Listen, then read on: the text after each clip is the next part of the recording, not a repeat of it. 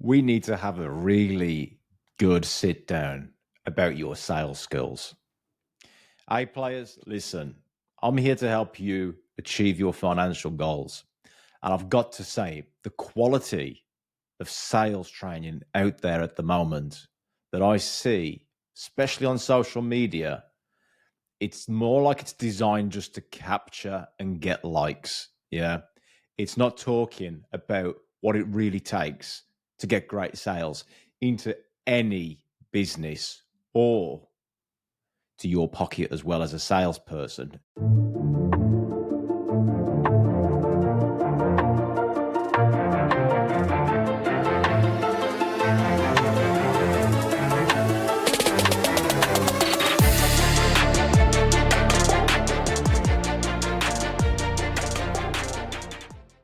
I'm not a salesperson, Lewis. I'm not a salesperson. Listen to the A Players podcast. Look, everybody's selling.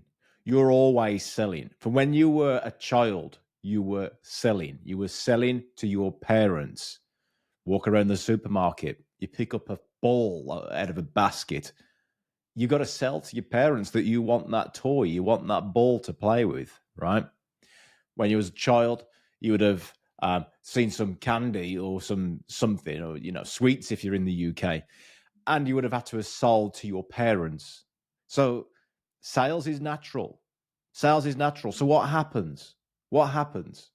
Well, we go through life and we start to meet bad salespeople, or we see people nowadays on social media talking about all these sales hacks and sales tricks, and all it does is make sales worse, right? Sales isn't a bad thing. Sales is really about coaching somebody to a decision, whether it's right for them or not. And the way it's gone lately, especially with social media, is that you've got to learn these psychology hacks or these psychology tricks. It's fucking it's just frustrating. It's so frustrating. So today I'm going to give you some ethical ways of selling. And guess what? It's not just about that next sales hack. There is a lot more to it as well. It's to do with your psychology and the communication that you use. So stay tuned and I'll give you these tips. So, A players, welcome to the podcast, the A Players and the 100K Club podcast. So, I'm your host and I'm here to help you reach new financial goals in any job. Okay. Now, in any job, you are going to need sales skills. But Lewis, I'm an accountant, or I'm a teacher, or I'm an electrician. Look, no matter what you do, you need to be convincing people. So change the word sales, because it probably isn't doing you any good to be thinking, I'm a salesperson. If you love sales, great. We want to get to a place where you understand that sales is not a bad thing. Sales is a good thing. Yeah. Because without sales, think about history. Think about the politicians that have done great. I know there's a lot of dodgy ones out there as well, but there are some good leaders in the world as well. Yeah, like Martin Luther King, for example. Yeah, he had to convince a whole group, a whole nation. Yeah, there's a lot more leaders as well. If you think about just through history, any leader has had to be a good salesperson, because when you're dealing with a human being to another human being, you've got sales involved. There's sales and communication. Yeah. One of my businesses, my old sales manager was fantastic in operations. And he's a fantastic operations manager now, really going places. Why? Because he uses the sales skills, yeah, his communication skills in working with people in operations. So he can manage 40 plus people. So it doesn't matter what you're doing, whether it's leadership, whether it's sales, whether it's marketing, whether it's operations, no matter what you do in any business, yeah, teaching kids, whether it's being a doctor, because you need to convince them that they're going to be safe under the knife, yeah, or convince them that these are the right pharmaceutical products for them, or this is the right procedure that they should be taking. If you're a personal trainer, guess what? You don't just need to sell for clients, you need to sell that client that this is the best thing for them to do and stop eating fucking cake if they want to get the results that they want. See, it's all sales. Now, if we think sales is bad, guess what? what's the likelihood you're actually going to ever want to carry out any form of sales training or step into sales? Now, think of it from a business perspective. Without sales, nobody gets paid. There is no cash flow. Yeah, there is no cash flow. Without sales, nobody gets recruited, because when you recruit somebody, I know there might be a lot of one-man bands listening to this right now, but you're going to scale. And as you scale, you've got to start to sell, not just to external customers, but to internal customers as well. Internal customers being your staff. And once they're on board, you're going to have to lead them. You're going to have to get them working, doing stuff, delegating some of the tasks from you and hiring people and getting them to do an effective job, selling. So it's all sales. So we've got to get rid of this bullshit out of our head. Now, here's the main point of the podcast. What is the quality of sales like at the moment in 2024? Well, if you think about sales training, I've spent some well-known sales gurus, American sales gurus, I won't say the names of the podcast, but I've been on the sales training courses. And in all honesty, it's pretty basic. It's pretty basic compared to what it actually takes in the real world. Now, their staff are fantastic at selling. Now, also remember as well, selling in different countries is also a variable that we need to bear in mind. For example, a lot of sales that you start to see, especially with the way Western society is, it tends to be led by American sales. Yeah. British sales in the UK, a lot different. Australian sales, when I lived in Australia, a lot different again. If you're working in any Asian country as well, of course, it's all different again. So European, Africa, no matter where you are in the world, right? You've got to understand how sales work differently. So teaching hacks that you see on YouTube, I know this is on YouTube as well, but teaching hacks to say, do this and you will get this result and it's the game changer in sales, isn't doing you any help, okay? But there is some underpinning for it. I'll explain that in a while. Here's some of the worst things that I hear in sales, especially from American influencers. Always be closing. Always be closing. Well, look, it's not closing. The only person that enjoys fucking closing are the top pushy salespeople. It's not about closing. You got to think about them. Yeah, put them in mind. What do they want, the customer? Does the customer want to be closed? Think about it. Nobody wants to be closed. However, what they do want is change. So change the word close to the word change. What they want is change. Otherwise, they wouldn't be speaking to you in the first place. So what you need to do, and this is going to go a whole deeper. In fact, this could be a whole podcast series about talking about sales because I'm extremely passionate about it. And being an organizational psychologist as well, I love what the different variables are of how that can start to implement different sales strategies as well. Even the word sales strategy, you've got to have a process, a process. But sales is an art. Sales is an art, not just following a process. So you do need the steps, but the real salespeople know the art of sales, what to do when things start to... See, humans aren't generic. As soon as you put a human into any equation, you need that art of working with the human. And if you don't practice, you won't ever get that art. Think about it.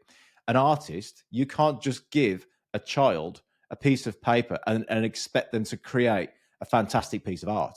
They need to get the crayons and the paint and have a go and try it out and stick it up on the fucking fridge and see what it's like first and experience, that's some great art there. And then they'll start to appreciate the work of art. Now, in sales, if you don't appreciate the art of selling, then guess what? You're never going to want to increase your skills in it. You're never going to want to try it. You're never going to want to learn about it. You're never going to actually go out there and be persistent with it. Okay? So, the art of selling. Following a great process is key. Yeah? But following it and being able to adapt to that person, because humans aren't generic. Okay? Now, selling business to business or business to consumer, it makes no difference. You aren't selling business to business or business to consumer. You're selling human to human. Okay? Human to human all the time. So make it human. This thing about closing then. What is it? What should we be doing? Always be closing? No, we always want to be committing to an action, a step, right? Because if they're not committing to a step, they're not helping themselves and you're not helping you. Okay? So there's nothing wrong with wanting to get a commitment. The challenge is how you as a salesperson is actually positioning that. Okay? So to position something in sales, it's to give people that outline, that process, that plan from the start, not keep it as some secret hack. Yeah, this would be a fantastic YouTube video if I was to just give the 10 top secret hacks from an organizational psychologist on how to get more sales. That would be a great hook, wouldn't it? But I'm not about that. I'm about giving you authenticity, right? The actual authentic part of this is you need to show them that there's a process here. Who is the best person of helping them solve that problem? They probably had this problem one or twice in their life. You've seen it as a professional multiple times. Yeah.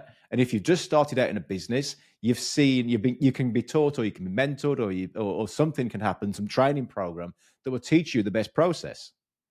So when you give somebody the process, how you position that process is key. Yeah. So to position that process, you need to show them that to get this best result, sir or madam, yeah, then this is the process that we use. Is it okay for me to take you through that process? Now, people will go, oh, Lewis, but you've just asked a yes or no question there. Well, here's another thing as well. Sometimes getting them to also say yes and agree to things is also, and that's no psychology fucking hack, right? Forget this psychology bullshit, the hacks. Now, psychology is key, but the hacks thing is it's just unauthentic. We don't want to do that. There is no manipulation involved at all. What we need to figure out is where they are at. Yeah. What is their mindset and their perspective of the world? Okay. So by getting them to agree to it, by saying yes and asking the question, first of all, they might be thinking no. Yeah. In sales, no matter how good you are not a mind reader. You are not a mind reader. So having a yes or no question can at least point you in the right direction. Is it okay if I show you a process to show you how the other people in this industry or other customers have also got the best result looking like what you're after here, looking for what you're after? If they say no, then they go, okay, then what would be the best ways of doing this forward that fits in what you have in mind? Or if they say yes, then the first steps are then, okay, great. Here's how we go through step 1, step 2, step 3, step 4, step 5. And by the end of those steps, you'll be able to make an informed decision whether this is the right thing to do or not. Does that sound fair enough? Yes. You see, so people say, "Oh, Lewis, don't ask these yes or no questions," right? Because the reason for that is that we want to ask open-ended questions when we're exploring. But sometimes having the yes and no question is exactly what we need as well. Now, look, we can go into plenty of things here, but what I'm trying to state here is that you've got a process for these people. And as long as you've got something that is authentically built to help people to get to the right decision, then that is real sales. Yeah. Real sales is coaching somebody to help them get to that right decision. So fuck all this stuff that you see on social media. But what did I have the other day? Someone was obviously joined someone's sales process. It wasn't positioned very well when I would give them a yes or no answer or when I get started. And I had an email, what was it? I think it was a WhatsApp or something like that. And it said, Lewis, have you given up on doing this thing that you wanted to do? I'm like, that is like one of the worst things I've ever seen. Because I get it that what they're trying to do and what the social media influencers have put out there is that ask this question as a follow-up, Lewis, have you given up on XYZ? Because it provokes emotion. But for me, I'm going, well, who are you to tell me if I've given up on this or not? Yeah, clearly I can see it is a sales strategy.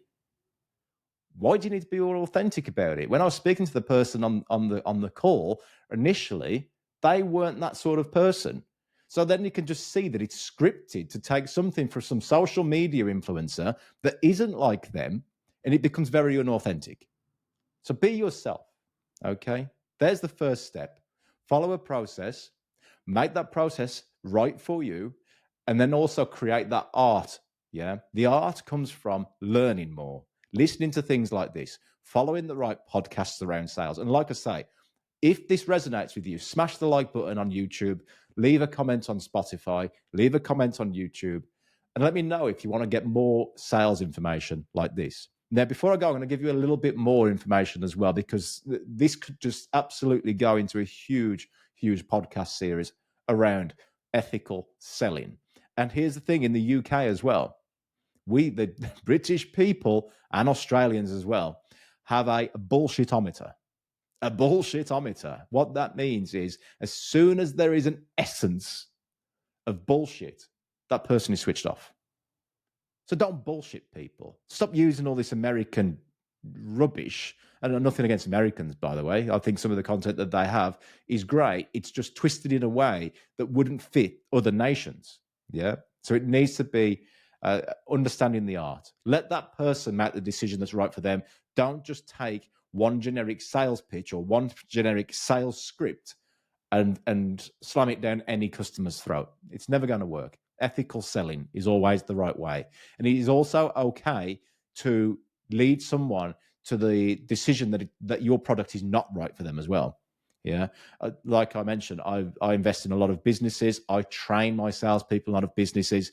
And when it gets to a point where we go, actually, one of our competitors might be better off serving this person, then we go, hey, look, actually, this person has done a few jobs like this in the previous time. Go and have a chat with them and just get your knowledge, get your education right, okay? Get your education right first before you make a decision around it. How can we help you with that education? If we think that another competitor is better for them, we will. I mean, I got something the other day for a presentation. And the first thing I said was, there was a lot of people there. Something on LinkedIn came up. Who can do a presentation on this topic? And I went, well, look, if it's about this topic, then I'm the person for it. But if it's about all the other stuff that you might want, but you might or you might not want, then I can guide you in the right direction for the person that's right for you. Yeah? Because it makes no difference to me. What I want to see is that person gets a result, not just get a sale, see the outcome. Yeah. So the actual thing we was questioning was a 1 day workshop thing. In all honesty, I don't think 1 day workshops ever fucking work. I've been on hundreds of 1 day and weekend workshops with some of the top people in the world. And guess what? That did not lead to a result. What led to a result was the mindset shift around it to go on a journey of wanting to learn more about that topic. And then consistent check-ins. Yeah. So this is why I went down the route of, I believe that if someone's going to change, it's not from one intervention. It's from the environment. So if I can become a part of their environment, the interventions start to happen more often and people become adapted to that environment. It's like saying, I'm going to take an Eskimo, or let's use a different example. Let's say I can, I'm going to take a shark and throw it into a desert for an hour and see how it gets on. Yeah. And then when it goes back into the ocean, if it ever survives, of course, and it would, you get the point. You throw it back into the ocean. It hasn't learned anything other than, oh, that was a nice taster of that, but I'm still a shark. Yeah. It doesn't adapt that way. Think about evolution. It evolves due to its environment. So the environment needs to be right in order for people to change. Okay. So why am I saying this? Because you need to recognize exactly what you're up against. Now, when you're speaking to somebody, how does this start to help you? I'm going to give you some extra steps as well of what you start to do in that process and how that starts to look. You see, the process should always be around, how do you get someone from A to Z? Okay. First of all, you need to understand what Z looks like for them. Why do they want to achieve Z? Okay. Are they that driven by it? So here is some psychology stuff that you can use, not hacks, but the psychology of humans. Yeah. Everybody has a driver. Everybody is driven to do something. Yeah. By some driver. Okay. So for instance, if your apartment or home is a mess and you are about to throw a party or have some friends come round and it's been a mess for a long time, there is a different driver there now to want to get it right, okay? Because you don't want people turning up into a messy environment, etc. If you have children and the place is a shithole at the end of the day and your home is an absolute mess, talking from experience, by the way, my wife will never actually leave anything a mess again because she wants to have a happy environment that the kids can come down to in the morning, and also it's for her own peace of mind. So there's always a driver there. So the psychology there is that she wants everything right. Yeah, she doesn't want to live in a messy environment. So there's a driver. Now, if it was an even bigger task where let's say you've got to decorate a home, yeah, you can easily put that off. We call it moving right in the diary. Okay. Everyone wants to move something right in the diary because there's a pain point where that driver becomes so painful. Yeah. And that pain could be because they see a better future by solving that pain, or the pain has just become so bad that they now have to do something about it. Yeah. That driver is always there of solving that pain point. So for you as a salesperson, it's not your job to like probe and poke that pain. It's your job to remember that humans go from state to state to state. And the state that when they first contacted you, that pain or need, the driver, was really important back then, but not as important anymore. So as a salesperson, we need to remind them, look, this pain does not go away unless you start to solve this problem. And I'm here to show you the different options because I've worked with multiple people before that have solved this problem. Here's an example. The house needs decorating, like I just mentioned, right? What options have you got? Well, I can go and buy some paint and a brush. Great. Is that going to really solve the problem? Well, the actual problem was getting the house decorated, not buying the fucking paint and the paintbrush. So what happens then is that person, even though they may have paint and a paintbrush, has it got the house decorated? Well, as a salesperson, you want to figure out, well, why do you want the house decorated? Well, it's because I need to sell it. Why do you need to sell it? Because the house that we've got now, we could live a whole new potential of a better life if we had another one. Okay, what sort of life would you live if you had another house? Well, if we had another house, then our kids would be able to run around in a bigger garden. Okay, running around in a bigger garden is important to you then? Well, yeah, because as a kid, I used to run around in a big garden and we had all these things and there's climbing frames and there's all sorts of stuff and the kids' smiles on their face is really important to me. Ah, okay. How often do the kids smile? We're going deep now, right? This is the emotional part of it. Well, they smile quite often, and I want to make sure that I'm there more often and enjoying these times with them. Ah, okay. So having the garden would fix that, right? Yeah. What else would bring a smile to your kid's face more often? You see, it wasn't about decorating the house anymore. It's about the kids' smiles. Logic and emotion. Now, they both needed logic and emotion because the logic is, well, I've got to get the house decorated. But the problem is things get in the way, move right in the diary of why that house needed decorated in the first place. Yeah. But when you remember this, here's a killer question for you. How long are your kids going to be around for?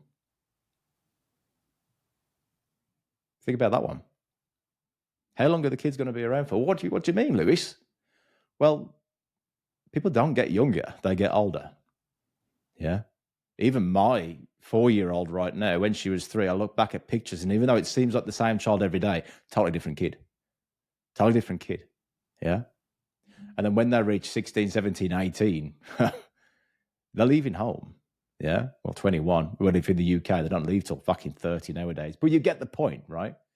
They will only be that age for a while. And you putting things off, moving it right in the diary, time doesn't stop. The kids are always getting older. What else is there? Time doesn't stop for your age. You're always getting older. More problems tend to happen. I mean, just look at the way the world is right now. Yeah, I'm not going to go down there. But you can see the point. We've gone from decorating a house now to some stuff that's pretty emotional to people, right? And I'm pretty sure that you could be thinking of things that start to happen in your life that you never thought would fucking pop up. Thank you for listening to the podcast so far. A quick reminder that the A Players podcast and community remains free. The reason we do this podcast is because I believe that a great question to ask is, what advice would you give your younger self? For me, I wish I had a guide that showed me the exact steps to reach 100k a year in any job, and how much my life would be accelerated if I'd cut through that noise and just focused on those steps. We do not run ads or endorse sponsors because it is our mission to give back and share with you, the listener, knowledge gained from working with highly successful individuals and extensive research in management science, so that everyone has access to tools that can accelerate their income and give them the opportunity to step into wealth. In line with allowing us to achieve that mission, we ask that you think about, how did you end up on this podcast today? Maybe it was through finding it on YouTube or Spotify or word of mouth. So please help feed forward by subscribing to the podcast, and also share this podcast with another leader like you that you feel this podcast could really help out in helping them increase their personal income too. Let's get back to the show. So the actual thing here is time. Yeah. Now, as if you're so caught up about this bullshit thing in your mind about being a salesperson, just remember that story like I just told you. Yeah. And remember that you're not a salesperson. You're helping somebody to change their life. Oh, Lewis, that sounds so corny though. Yeah, but it sounds corny because you just haven't put it into context yet. Okay? The reason I do this podcast, it's Monday morning now. I have plenty of stuff to do with lots of other businesses, but I do this podcast because you guys need fucking selling on the A player level, the 100k club. If you don't have 100k, which is becoming the norm, the basic level now, that you need to earn £100,000 a year if you want the holidays that you want with everybody, if you want the home that you want, if you want the vehicles that you want, if you don't want a life of debt and borrowing money at fucking 6% interest, 9% interest, 12% interest on the vehicle that you want, you better start learning how to get these sales skills better so you can start becoming a better A player and earning more money as well. That may be really salty for some people to take on board. However, it's the reality. The world revolves around time. Yeah. Time does not stop. If you want more time, then you need to pay for it to get your time back. Because as an A player, guess what? You're only getting busier. Lewis, you just give me a lot more stuff to do. Great. Time. Time is the currency, not money. 100k club, really, it should be called the 100-hour club, right? Bring those time down. Bring that time down. And the only way you do that is through leverage. And guess what? People won't do it for fucking free. You need to pay for it. So no matter what you're doing, you need to think about this financial aspect around it. And if you're going to see finances arrive to you, or to your team, or to your business, or to your customers, or the clients that you serve, then they need to be aware of great sales. Yeah? And look, here's another thing as well. If you're working with a customer that understands sales, and you're authentic, like the stuff that we spoke about today, then they will see that you share similar values and you resonate with them. For me, if someone's a good salesperson and doesn't use stupid fucking lines like, Lewis, have you given up on this? Yeah. If they're a good salesperson, I'll be like, this person is genuine and really gets it. Yeah. But as soon as an essence of bullshit, like, Lewis, have you given up on this? I like, hold on a minute. That person is just grabbing something of following a script here. Be authentic about it. There's no need to follow all these stupid hacks and things that you see on YouTube and Instagram. Now, there is one more final piece. I know I said the last one was the final piece, but there is one more final piece. Consistency. Yeah. Resilience is going to be a big part of your sales journey. Whether you start to believe from Uncle Bob that you shouldn't do sales because salespeople go for an early heart attack, or salespeople are bad, don't do sales, or, oh, you never mess him, he's just a salesperson, he's just a shifty salesperson. Yeah, there are shifty salespeople out there. They're the most of the people that you're following on Instagram. Yeah. What you want to do is figure out the art of sales, not the hacks of sales, the art of sales. Get into it, get into the habit. But the driver, remember we talked about drivers, the driver needs to be, for you guys as salespeople or anybody that is learning sales skills, is that what sort of life could having better sales skills do for me? It's like people will hate a sales trainer, but they will love an FBI negotiator. Yeah, people love the FBI negotiator, but they hate the salesperson. What do you think the FBI negotiator is? It's just enclosed as a different thing. Yeah, they're selling, but on a higher stakes, aren't they? Lives are involved. Okay, but the higher stake is that lives are involved, and they must do something within 24 hours, or those people start to die. Yeah, for a hostage negotiator, let's say. But in making a decision on a new purchase to, let's say, it could be to buy something new for your business, a new machine, or hire a new person, or let's say take somebody else on. Okay, to make that decision, just go, oh, okay, well, we'll be okay for another week, another 2 weeks. Yeah, because there's not 24 hours or someone dies. So the stake isn't there. So the driver isn't as much. But when you treat it as though this is a life or death situation and I must move forward, yeah, someone could make a purchase decision and it could take them 24 months before they actually pull the plug. Yeah. And then if you think about it, in that 24 months, there's over 100 weeks. If you was to make a purchase decision every week, even if it was the wrong one, yeah, because nothing is reversible, you can always go back. Even if it was the wrong decision, one, what would you learn by that decision? And two, what sort of things would change by that decision? So either way, you're moving forward by making a sales decision, whether it's a yes or a no. And it's okay to say no as well. Yeah. It's either a win-win or a no deal. Win-win or no deal. Yeah. No lose-win or no win-lose. Win-win or no deal. If you do the decision and you do over the next 2 years, you had 100 odd weeks, and every one of them you made a big decision like that, where do you think you would be in 2 years' time? I'm going to leave you with that question just to think about right now. And reflect on that, of how your purchasing decisions are made and how you perceive sales, because how you perceive sales will determine your success.